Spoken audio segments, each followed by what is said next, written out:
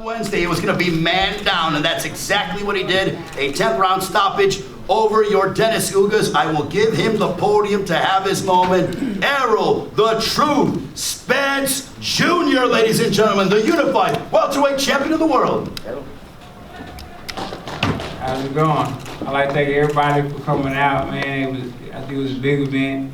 You know, Dallas really came out and supported me and showed a lot of love. And, you know, I showed my gratitude, like I said, on social media, showing my gratitude by not just telling them, but showing my appreciation by showing them in the ring. And I think that's what I did. Everybody enjoyed the show. They got their money's worth. I put on a great show and a great performance. And I appreciate everybody for watching it on Showtime pay-per-view and spending your hard-earned money and coming to the fight. Appreciate you spending your time and your hard-earned money coming to the fight too. Thank you. Okay, let me ask questions. Okay, we'll start over here. You go. Cameron Buford, Los Angeles News Observer, by way of Voice of the Fans. Congratulations, Spence, for doing your work, getting in there and putting them away. At what point, in the third round, that was an exciting third round, did he frustrate you in that third round? In the sixth round, did he piss you off? It was just in the third round. I think it was like even the start of the fight. I was getting a little bit, you know, I was kind of off a little bit, you know, I guess the layoff, but I was kind of off a little bit and trying to find my rhythm and my range. So, and I was throwing like looping shots. My shots were coming a little bit hard, and I wasn't setting up my punches or just letting them go. Like I did in the later rounds, it started being more effective when I started letting them go. But at the first start, I started just throwing hard and trying to you know, put a lot of emphasis in my shots. Yeah, this is Skip Brown from Dante's Boxing Nation by way of Aki TV. First of all, congratulations, champ. Thank you. Terence Crawford tweeted, quote, "Congratulations, great fight. Now the real fight happens. No more talk, no more side of the street. Let's go." What's your response to Terence Crawford's comment? I mean, I already responded. I mean, I already said what I said when I was in the ring. And I've been saying it this whole week, doing presses and everything. I said, it's man strap season. I got one more belt to get. And, you know, after I get through with Ugas, I'm coming at Terence Crawford. So I already know what time it is. Errol, César over here, América TV, decisión dividida, Puerto Rico. Hey, we saw this is the second time that we see the same thing happen with the mouthpiece situation, right? Do you have to work on correcting the situation with the mouthpiece? The same thing happened in the Garcia fight. You lost the mouthpiece and you went looking for it too. It's keep happening. Hey, nah, you go for it. You're right.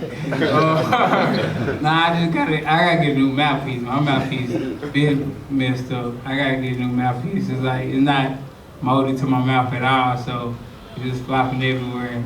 Then so I gotta bite down real hard for it to stay in my mouth. So that's my fault. That's a rookie mistake for me, and that was a rookie mistake for me too. Like looking off and looking for my mouthpiece, and then, you know, I get punched like 3 times. So, you know, that was my fault too, because you're supposed to protect yourself at all times. So, you know, hey man. Change side. If that happened with Crawford, do you think it's gonna be the same outcome? I mean, I don't know what the future holds, but like I said, I'm gonna get a new mouthpiece. Champ side, Errol, you really started right here in front of you. You really started applying pressure right after that situation. And can you talk about the dog, Michael Irvin? I saw him after the fight. He was very fired up. He said, "That's what we do. We break mother." Can you talk about your style and that pressure that you put on to make a fighter break inside of the ring? I think when the fight first started, I was being kind of impatient. I don't think I had my rhythm and my range, so, you know, I was throwing like looping shots, you know, trying to throw hard shots and trying to catch them. But in the later rounds when I started, you know, setting my shots up and placing my shots and picking my shots and not throwing hard, but just, you know, letting them go, I think I was catching them a lot and, you know, breaking them down. And I felt him breaking down because, you know, he wasn't throwing like he usually does. So I was like, okay, I got him now. And then, you know, I just kept punching. You know, I thought the ref was gonna stop it a lot earlier, but you know, he just let it keep going. Keith Heide from BoxingScene.com. Congratulations, Errol. Thank you. Now that you've both made it crystal clear that you want this fight next, how difficult do you expect the negotiations to be, and what do you think would be fair for both of you? I'm not gonna talk about what's gonna be fair for both of us. You know, that's for the guys in suits to go over all the analytics and stuff like that, and you know, see what we both bring to the table, and then sort it out like that. So, he got his people that take care of his business. I got my people. They'll meet up, and it'll make sense. Earl, straight down. Danny Alvarez here. First and foremost, congratulations on the victory. There's been a lot of questions regarding the eye, and obviously now you got in there, you showed, people were saying it hasn't been man down in a while, you showed. How do you feel now stepping out of the ring, getting a TKO here in front of your home crowd, and obviously first fight back since the test right now? I feel good. I mean, it was a lot of questions that y'all had, not myself, because I've been in the gym, I've been sparring, so I didn't have any questions. Y'all had all the questions and the doubt, and saying he wasn't this, or he not the same fighter, or it's only natural. All the experts, it's only natural that when you have eye surgery, you're gonna be tentative in the ring and all the other bull crap. And then, like as you seen, like it was no tentativeness or anything like that. Like, I was fighting. I was fighting to get a knockout. So, I felt good. Hey, Errol, James Bell here at the Boxing Source. Now, in key fights, it's all about adjustments and change the momentum of the fight. In the third and the fourth round, you pretty much started to land that left uppercut, and that was pretty much where Ogerson just didn't have an answer for it.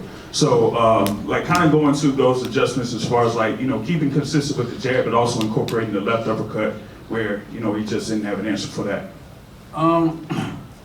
It's just about making adjustments, like you said. I think that's just my style. Like, I make adjustments on the fly. And when something's not going right, that's what I do, and I try to look for different things. So, I was throwing the left, it wasn't working, so I was jabbing, setting it up, and then throwing the right hook, it was working. Then I was throwing my short shots underneath, and then coming over the top, and that was working. So, I was just trying different things, and, and the things that was working, I started using more and more and more as the fight started going, and I started settling it in. Earl, congrats, champ. Steven Cordeño, KO Art of Sports.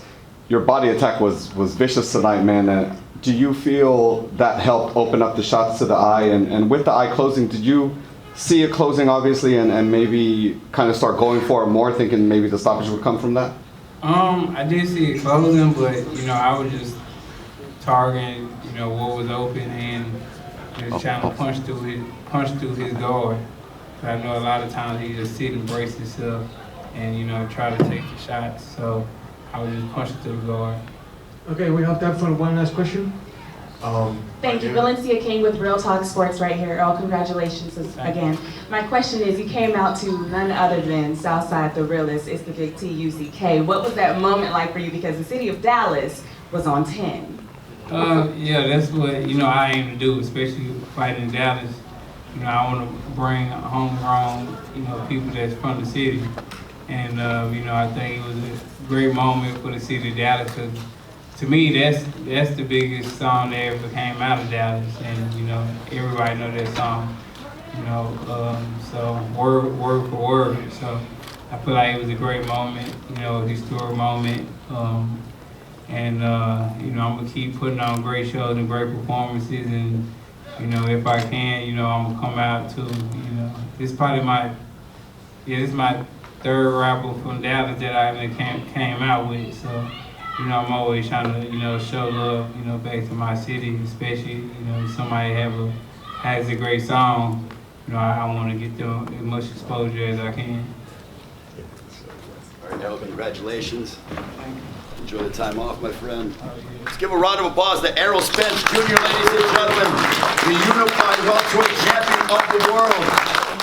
video, feel free to hit the like, subscribe, and share. As always, if you want to support us to the next level, head over to the patreon.com/ThaBoxingVoice. We have tons of exclusive from Border Wars, Entitled, betting shows, the list goes on and on and on. But in addition to that, if you guys have questions for fighters, trainers, and promoters, this is where you can submit them. We will run out, get these questions answered, and put it back on the show just for you guys. Appreciate it. Peace.